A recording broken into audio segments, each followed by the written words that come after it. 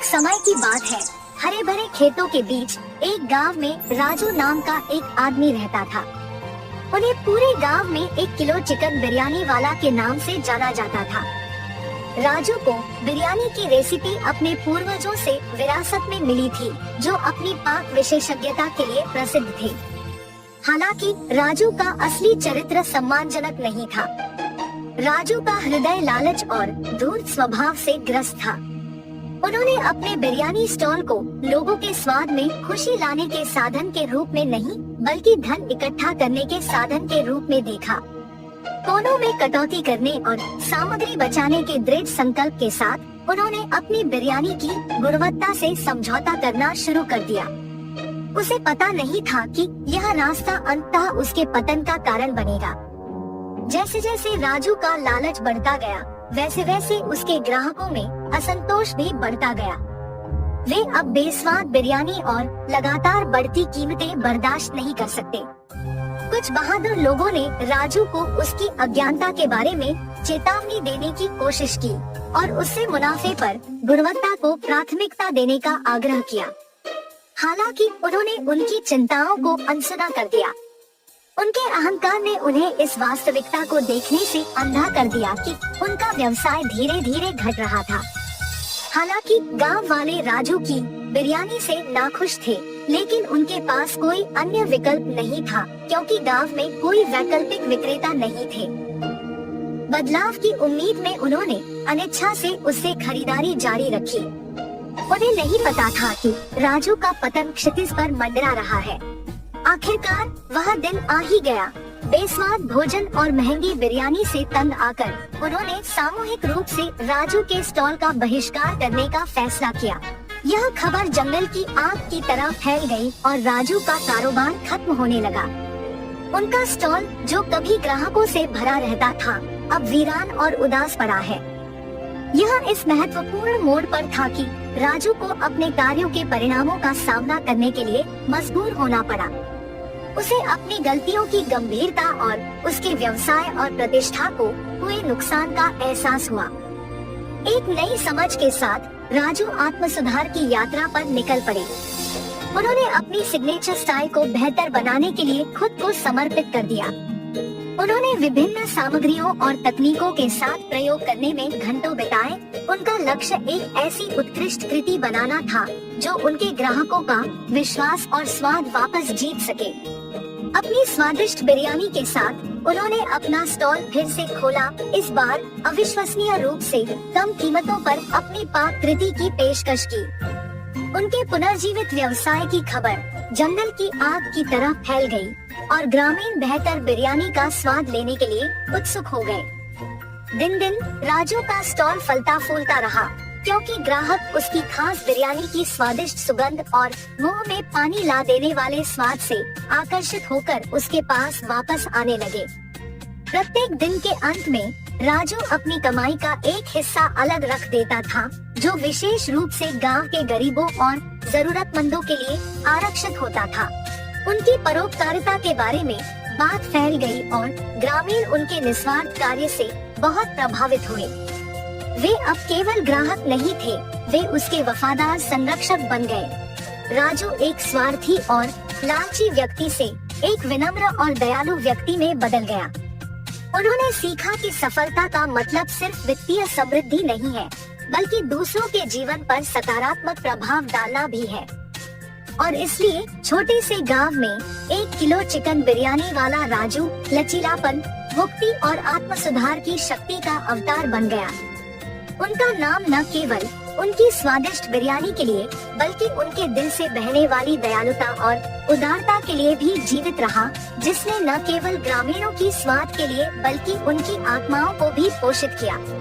राजू की कहानी एक शाश्वत अनुस्मारक के रूप में कार्य करती है कि लालच और धोखे से अस्थायी लाभ हो सकता है, लेकिन अंत में वे बर्बादी की ओर ले जाते हैं। हीरापुर नामक एक सुंदर गांव था। उसी गांव में संतोष नामक एक आदमी विशेष तरह का चिकन मंडी बिरयानी बनाकर उसी गांव में बेचता था। एक दिन वो चिकन मंडी बिरयानी बनाकर बेचने लगता है। चिकन मंडी बिरयानी, विशेष चिकन मंडी बिरयानी आइए बाबू आइए, ऐसा चिकन मंडी बिरयानी आपको और कहीं नहीं मिलेगा, इसलिए जल्दी से आइए और खाइए।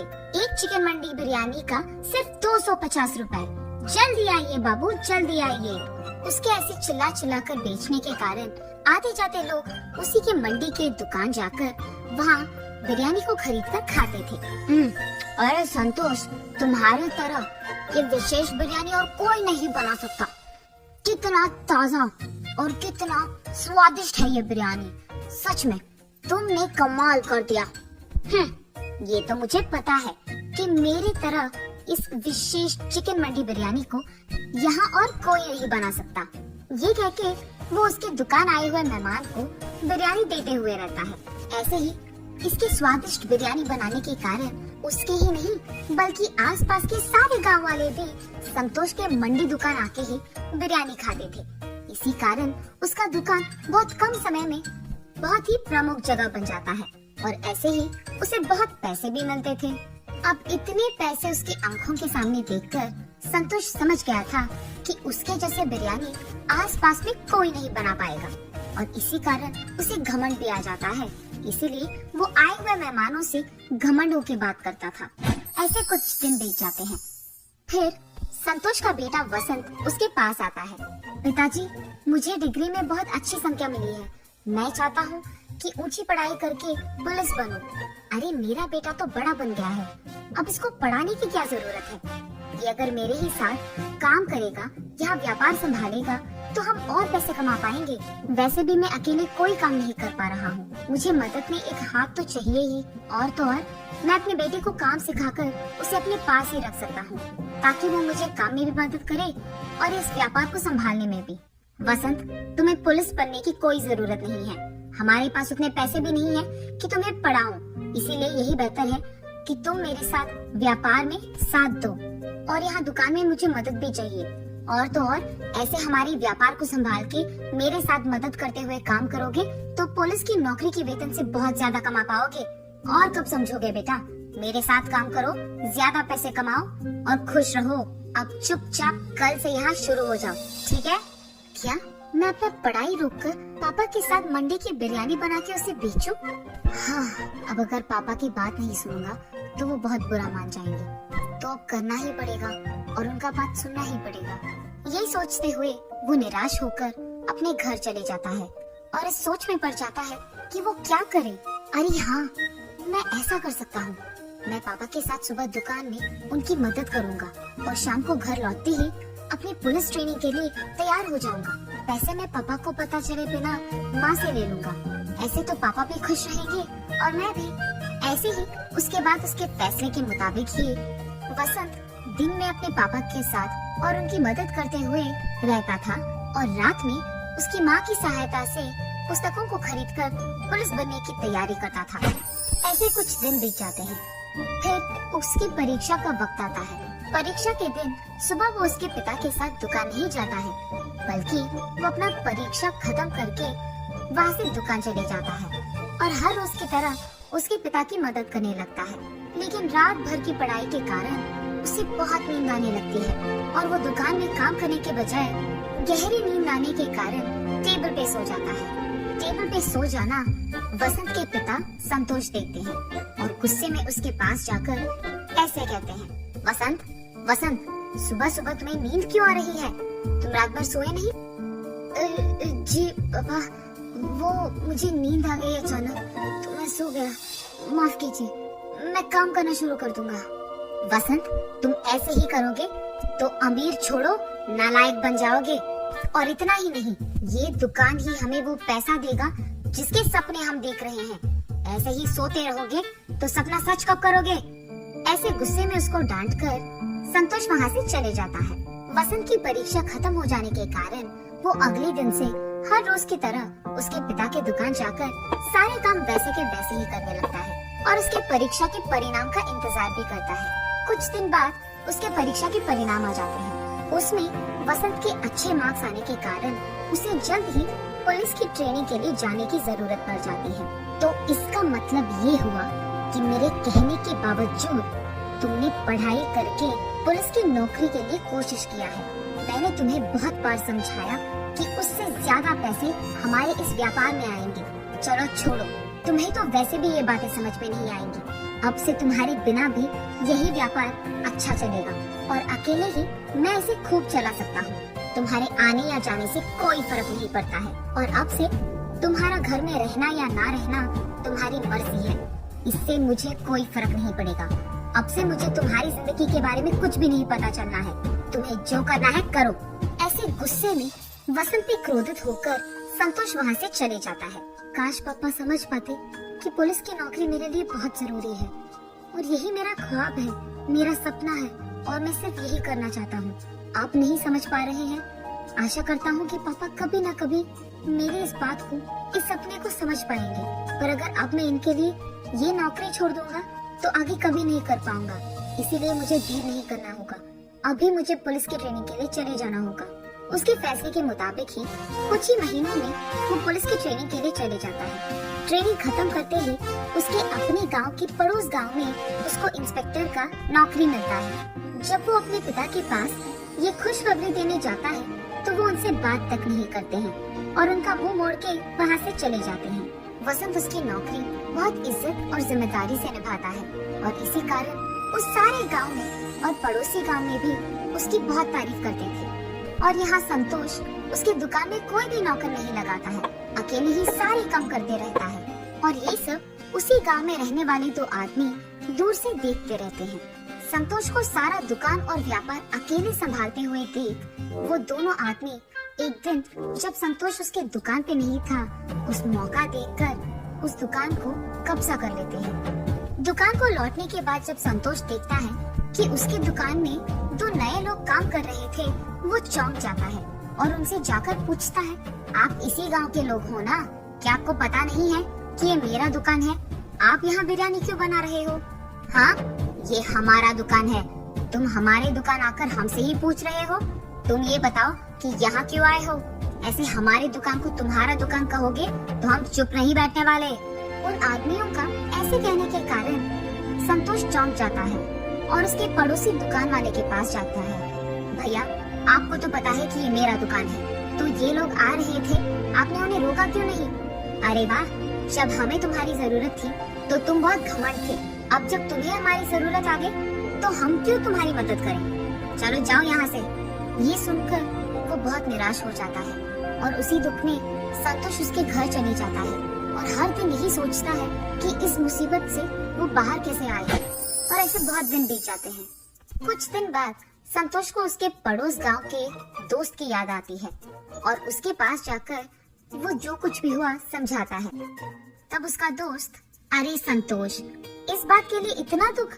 तुम चिंता मत करो, हमारे गांव का पुलिस अधिकारी जो है वो बहुत ही अच्छे इंसान है, सबकी मदद करते हैं। जब हमारे गांव वासी का बाइक खो गया था तब भी उस पुलिस इंस्पेक्टर ने हमारी बहुत मदद की थी और इस आदमी को उनका बाइक भी लौटा दिया। वो इतने अच्छे आदमी हैं, मुझे जरूर यकीन है कि वो तुम्हारा भी मदद करेंगे। चलो बिना कोई देरी के उनके पास चले जाते हैं। ये कहकर संतोष का दोस्त उसको उस पुलिस अधिकारी के पास ले जाता है। इंस्पेक्टर साहब, यही है मेरा दोस्त संतोष, और जो कुछ भी हुआ वो इंस्पेक्टर को बताता है। जब संतोष इंस्पेक्टर से मिलने जाता है, वहाँ अपने बेटे को देख संतोष चौंक जाता है और बिना कुछ बात किए वो वहाँ से चलने लग जाता है। पापा रुकिए, हमारे दुकान पे किसी ने कब्जा कर दिया। मैं उन्हें नहीं छोड़ूंगा, हम हमारी दुकान को वापस पाएंगे, चलिए। अरे संतोष, इंस्पेक्टर साहब तुम्हारे बेटे हैं, तुमने तो ये बात बताई भी नहीं। अरे अब चिंता करने की कोई जरूरत नहीं, तुम्हारा बेटा है, ये काम करके ही वापस आएगा। चलो हम भी उसके साथ जाते हैं। और ऐसे वो तीनों संतोष के दुकान के पास जाते हैं। वहाँ दो और लोगों को काम करते हुए देख, हम सालों से इस दुकान में काम कर रहे हैं, तुम्हारी इतनी जुर्रत कि तुम यहाँ कब्जा करके बिरयानी बना के बेच रहे हो? हमारी दुकान हमें वापस कर दो, वरना तुम्हें तो मैं छोड़ूंगा नहीं। अरे साहब, हमें तो पता भी नहीं था कि ये आपका दुकान है, हमने इसका कब्जा कर दिया और उसके लिए हमें माफ कर दीजिए। हमें हमारी गलती का एहसास हो गया है, आप आपकी दुकान को वापस ले लीजिए, हम यहाँ से चले जाएंगे साहब। आइंदा अगर ऐसे ही किसी का दुकान या कुछ भी कब्जा किया तो देखना क्या होगा। जी साहब, माफ कीजिए। उसके बाद वसंत उसके पिता संतोष को और संतोष के दोस्त दोनों को उसके घर ले जाता है। बेटा, मैंने तो तुम्हारी बात भी नहीं सुनी थी, पर फिर भी तुमने मेरे खिलाफ कोई भी गुस्सा नहीं रखा है, और जब मुझे तुम्हारी जरूरत पड़ी तो तुमने ही हमारी दुकान को उन लोगों के कब्जे से आजाद किया। अगर तुम पुलिस की नौकरी नहीं करते या पुलिस की पढ़ाई नहीं करते तो आज ऐसा नहीं होता। हम दोनों शायद उसी दुकान में काम करते हुए किसी और के कब्जे के कारण रो पड़ते थे। उससे ज्यादा हम कुछ नहीं कर पाते, पर आज तुम्हारी इस पढ़ाई के कारण ही मैं इस मुसीबत से निकल पाया हूँ। आज तुम्हारी वजह से मुझे मेरी गलती का एहसास हुआ है। कोई भी नौकरी करते हुए ज्यादा पैसे कमाकर घमंडी रहना सही नहीं है। तुम्हारी तरह अच्छी पढ़ाई करके, मेहनत करके, काम करते हुए सारे गांव वालों का इज्जत कमाना सच्चा काम है, और यही नेक और ईमानदार काम है। ये मैं समझ नहीं पाया बेटा, और इसके लिए मुझे माफ कर दो। पापा, आपको आपकी गलती का एहसास हो गया, मेरे लिए यही काफी है। चलो ये सब भूलकर हम पहले की तरह खुश रहेंगे। तब से संतोष घमंडी व्यवहार छोड़कर सभी के साथ अच्छे से बात करते हुए, मेहनत से काम करते हुए उसके व्यापार को संभालते रहता है, और दूसरी तरफ उसका बेटा वसंत पुलिस की नौकरी करते हुए सबकी सहायता करते हुए खुश रहता है। दोनों मिलकर उनके अपने अपने काम का इज्जत करते हैं और खुश रहते हैं। एक लंबे समय पहले एक गांव में विनोद और सावित्री नामक पति पत्नी रहते थे। उनकी साकेत और प्रणवी नामक 2 बच्चे भी थे। विनोद एक छोटा नौकरी करता था। विनोद को पता था कि उसकी पत्नी बहुत बुद्धिमान और तेज है, इसीलिए उसे हर काम में बहुत प्रोत्साहित करता था। हर वक्त सिर्फ घर के काम करते हुए समय बिताने के बदले सारे काम जल्दी खत्म करके मैं रोज नए प्रकार के व्यंजन बनाने की कोशिश करूंगी। हाँ, तभी मैं एक ना एक दिन खुद का एक नाम कमा पाऊंगी। ऐसे हर रोज अखबार में, टीवी में अलग प्रकार के व्यंजनों को देख घर पे बनाने की कोशिश करती थी। एक दिन अखबार में मटका मटन बिरयानी का विधि पढ़ के उसके घर में सारे काम खत्म करके एक मटके को लेके उसे साफ करके मटन बिरयानी के लिए जरूरी सामग्री तैयार रख के मटन बिरयानी बनाती है। घर में मौजूद परिवार वालों को मटके में बिरयानी परोस के उसे स्वाद करने कहती है, ताकि वो ये जान सके कि उसका स्वाद कैसे है। उसके पति और बच्चे मटन बिरयानी का नाम सुनते ही उत्साहित होके खाना शुरू करते हैं। अखबार में जैसे दिया गया था वैसे ही बनाने पर मटन बिरयानी बहुत तीखा बनता है। माँ, मटन बिरयानी बहुत तीखा है, इसे खाना मुझसे नहीं होगा, ऐसे कह के चला जाता है, और उसके पीछे ही प्रणवी और उसके पति विनोद भी चले जाते हैं। अपने परिवार वालों का उसके हाथ का बिरयानी ना खा पाना उसे बहुत निराश करती है। उसे दुखी देख उसके पति उसके पास आके कहते हैं, अरे सावित्री, क्यों दुखी हो? पहली ही बार में अगर इतना अच्छा आया तो अगली बार सोचो और कितना अच्छा आएगा। तुम निराश मत हो, एक और बार कोशिश करो, ऐसे उसके पति का कहना मानती है। मेरे दुखी होने की कोई जरूरत नहीं है, मुझे मटन बिरयानी वैसे भी अच्छे से बनाना आता है, और इसीलिए मटके में भी अच्छा ही बनाऊंगी। कुछ दिन बाद सावित्री वापस मटके में मटन बिरयानी बनाती है। आज का मटन बिरयानी मैंने अखबार में दिए हुए विधि के प्रकार नहीं, बल्कि सभी सामग्री को सही मात्रा में डालकर बनाया है। ऐसी सोच के सभी को बुला के मटका मटन बिरयानी परोसती है। माँ, इस बार मटन बिरयानी बहुत ही स्वादिष्ट है। हाँ माँ, बहुत ही स्वादिष्ट। सही में बहुत ही स्वादिष्ट है सावित्री, तुम्हारे हाथों में तो जादू है, तुम्हें तो एक होटल लगाना चाहिए। उसके पति की बातें सुनकर उन्हीं के बारे में सोचती रहती है। मेरे पति के बातों के अनुसार ही अगर मैं एक होटल शुरू करूं तो घर के सारे काम करने के बाद वैसे भी मैं दिन भर खाली ही रहती हूँ। ये फैसला करके अपने पति के पास जाती है। सुनिए, आपकी बातों के बारे में मैंने बहुत सोचा है। मैंने फैसला किया है कि मैं एक होटल शुरू करूंगी। आजकल का कोई भी होटल वैसे भी मटके का बिरयानी नहीं बेच रहे हैं, इसीलिए मैं मटका बिरयानी बना के बेचना शुरू करूंगी। सावित्री, तुम सही बात कर रही हो। मुझे भी ऐसा कभी नहीं लगा कि मटके का बिरयानी भी इतना स्वादिष्ट हो सकता है। इतना ही नहीं, तुम्हारे जितना अच्छा तो और कोई नहीं बना सकेगा। ऐसे वो एक होटल शुरू करने के लिए सभी तैयार करती है। एक होटल शुरू करती है। उस होटल को मटका मटन बिरयानी का बोर्ड लगा के बिरयानी बेचना शुरू करती है।